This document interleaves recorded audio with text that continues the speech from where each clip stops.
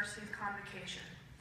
You stated, "I am sure this question is on the lips of many here tonight. It is the question, are we really making any progress in race relations?" Today's date is January 16th, 2016. I'm a first-year student at Emory and Henry College, and I have loved every moment of college. In my classes, I get to reflect upon the past, comprehend the present, and plan for the future. Questions are proposed in my classes that are far too challenging to reply with superficial answers. Many times, the result of class discussion will only lead to more questions. Your question, "Are we really making any progress?" I find too complex for a straight yes or no. I feel you also share this opinion when you say there are three responses: the optimistic yes, the pessimistic no, and the realistic compromise of both the optimist and the pessimist. I like to think of myself as a realist. I agree with your statement, we have come a long way, but we still have a long, long way to go. You would think now, 50 years since this speech, we would be near to an answer, but I guess this is just going to be one of those things that will take longer than it has to. Dr. King, I wish you could see the progress we have made since this speech. As a young girl, I recall having many friends of all races, each of us given the same opportunities to succeed. I remember having Hispanic friends, African American friends, Asian friends, and Caucasian friends. All of us united as one, playing tag and board games during recess. I had never feared the other race different to mine, and neither did my peers. We simply enjoyed each other as friends based on similar interests rather than the color of our skin. Dr. King, you would weep tears of joy to know segregation is mostly decimated, and the mere thought of segregation repulses many people. When the Supreme Court handed down the Plessy v. Ferguson ruling, it was supposed to establish the view of separate but equal. Yet we all know it was not equal. Today, in 2016, grocery stores are shopped by everyone. Restrooms do not designate for whites only or for blacks only. And I can sit next to a black man in class, and both of us learn and discuss openly of issues of the world.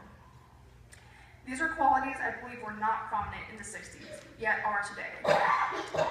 No one questions if an African American family and a Caucasian family are sitting in the same restaurant together. There's a greater amount of acceptance and tolerance of African Americans today, and you would be proud.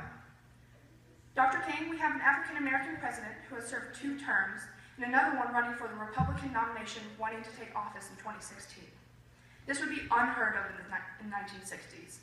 For these reasons, I stand to say we have made improvements in race relations, and you and I should leap for joy. Dr. King, I wish you could impart your wisdom on us today. Our country is hurting from race relations issues.